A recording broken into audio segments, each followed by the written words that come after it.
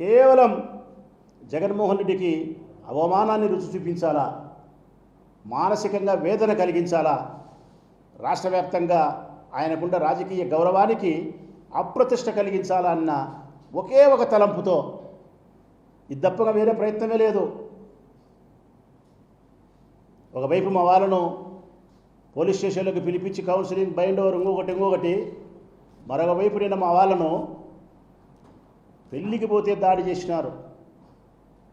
కళ్యాణ మంటపంలో ఎక్కడైతే కళ్యాణం జరుగుతూ ఉందో దాన్ని రణరంగ క్షేత్రం చేసినారు, రక్తసిక్తం చేసినారు. దాన్ని కనీసమైనటువంటి మానవత్వం కూడా లేకుండా 5-6 వెహికల్స్లో యువకులు కట్టెలతోనూ రాట్లతోనూ పోయి విచ్చలవిడిగా కనిపించిన వాడిని కనిపించినట్టు కొట్టినారు. ఇనుప రాట్లతో తలబగలగొట్టినారు. దాడి చేసి హత్యా ప్రయత్నం. దేనికోసం ఇది? భయం ఉండాలా? వైఎస్ఆర్ కాంగ్రెస్ పార్టీ కార్యకర్తలు, నాయకులు ఈ 5-6 రోజులు పనిచేయకూడదు పార్టీ కోసం. భయపడి దూరం ఉండాలా? ప్రజల్లో ఒక భయోత్పాదమైన వాతావరణాన్ని తీసుకురావాలా? పోలింగ్ రోజు ఏం జరుగుతుందో మనకెందుకు లేపా ఓటు పోవాలనే పరిస్థితికి తీసుకొచ్చి ఆ ఓట్లన్నింటినీ కూడా పోలీసుల సహాయ సహకారాలతో మా వాళ్ళని బయటికి ఈడ్చి దౌర్జన్యం చేసి ఓట్లు వేసుకోవాలా? ఇదే నేను ముందు చెప్పింది, ఇదే నేను చెప్పిందే జరుగుతూ ఉంది. 16 మంది మీద నిన్న కేసు పెట్టామని చెప్తున్నారు. అటెంప్ట్ మర్డర్ కేసు పెట్టామని చెప్తున్నారు పోలీసు వాళ్ళు. సంతోషమే, ఎట్లా మా మీద పెట్టకుండా వాళ్ళ మీదే పెట్టినారు. కానీ ప్రపంచానికి అది పోలీసు వాళ్ళు సక్రమంగా పనిచేసినారు, అటెంప్ట్ మర్డర్ కేసు పెట్టినారు, 16 మంది మీద పెట్టినారు అనేది.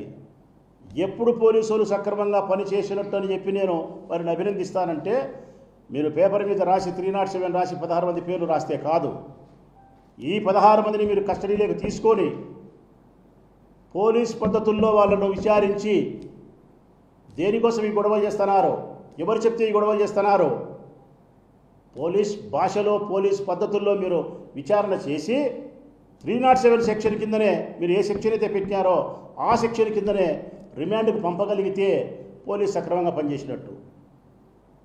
కంప్లైంట్ ఇచ్చినారు, రాసుకోండి, రిమాండ్ పంపకండి, ఎలక్షన్ అయిపోయిన తర్వాత ఇన్వెస్టిగేషన్ చేయండి, ఇన్వెస్టిగేషన్లో వల్ల 307 సెక్షన్ తొలగించండి, ఇంకోటి చేయండి అని తెలుగుదేశం పార్టీ ఆదేశిస్తే ఆ ఆదేశాల మేరకే మీరు పని చేస్తారు అనేది నా నమ్మకం. నా నమ్మకం తప్ప ఒప్ప అనేది కాలం నిర్ణయిస్తుంది. లేదు కాలంతో దూరం ఎందుకులే ప్రసాద్ రెడ్డి అనుకుంటే ఈ బుద్ధ రేపాలను కస్టడీలోకి తీసుకొని విచారించండి, ఎవరు ఆదేశాల మేరకు దాడి చేసినారో రిమాండ్ పంపండి 307లో. ఇది ఇంకా అయిపోలే, నిన్న జరిగింది తెల్లవారి 24 గంటలు కాలే, అంతలేక మళ్ళీ ఇప్పుడు ఇంకొక దాడి చేసినారు. ఇప్పుడు దాడి జరిగింది, ఇప్పుడు అరగంట కిందట ఇంకా దాడి జరుగుతూ ఉంది. రాష్ట్ర ప్రజలారా, నేను మీతో మాట్లాడుతుంటే ఈ సందర్భంలో దాడి జరుగుతూ ఉంది మా వాళ్ళ మీద. నల్లపరెడ్డిపల్లె పంచాయతీకి సంబంధించి పక్కనే ఉండే చిన్న గ్రామంలో వేల్పులో రామని మా లీడర్ పైన దాడి చేసినారు, ఇంకా కొంతమంది మీద దాడి చేసినారు. విచ్చలవిడిగా వాళ్ళ ఇష్టానుసారంగా ప్రవర్తిస్తూ ఉన్నారు. ఎన్ని గొడవలు చేయాలనుకుంటున్నారు, ఎంత రక్తపాతం చేయాలనుకుంటున్నారు. ఈ రక్తపాతం ద్వారా మీరు సాధించేది ఏంటంటే ఎన్నికల్లో ఏదో ఒక పద్ధతిలో విజయాన్ని సాధించి జగన్మోహన్ రెడ్డికి ఓటమిని రుచి చూపించి అవమానం చేయాలని చెప్పి. ప్రజాస్వామ్యంలో ఇది సక్రమైన పద్ధతేనా? ప్రజలు దీన్ని హర్షిస్తారా?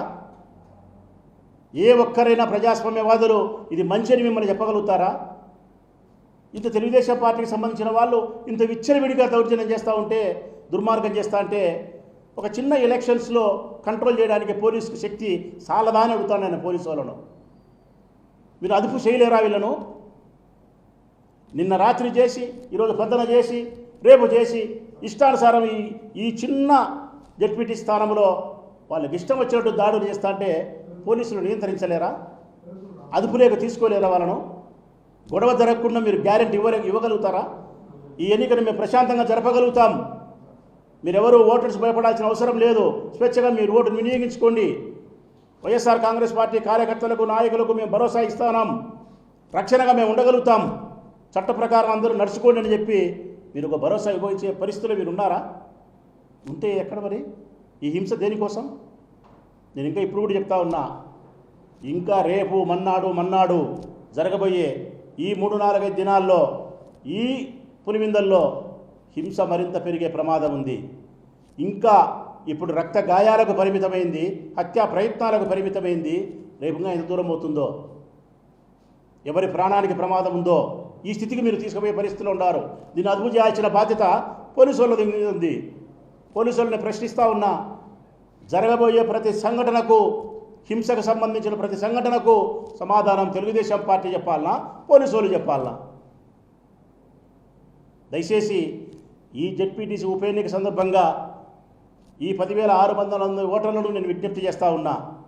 జగన్మోహన్ రెడ్డి గారికి అవమానం చేయాలనే ఏకైక తలంపుతో చేస్తూ ఉండే ఈ హింసను, ఈ ప్రలోభాలను మీరు గుర్తెరిగి 12వ తారీఖు తప్పనిసరిగా ప్రజాస్వామ్యానికి అనుకూలంగా, జగన్మోహన్ రెడ్డి గారి యొక్క గౌరవానికి అనుకూలంగా మీరు తీర్పును ఇవ్వాలని చెప్పి, పోలీసులు ప్రజాస్వామ్యానికి లోబడి చట్టాన్ని పరిరక్షించే దిశగా ముందు ప్రశాంతమైన వాతావరణం నెలకొల్పే విధంగా పోలీసులు పనిచేయాలని చెప్పి వారికి తెలియజేస్తూ ఉన్నా.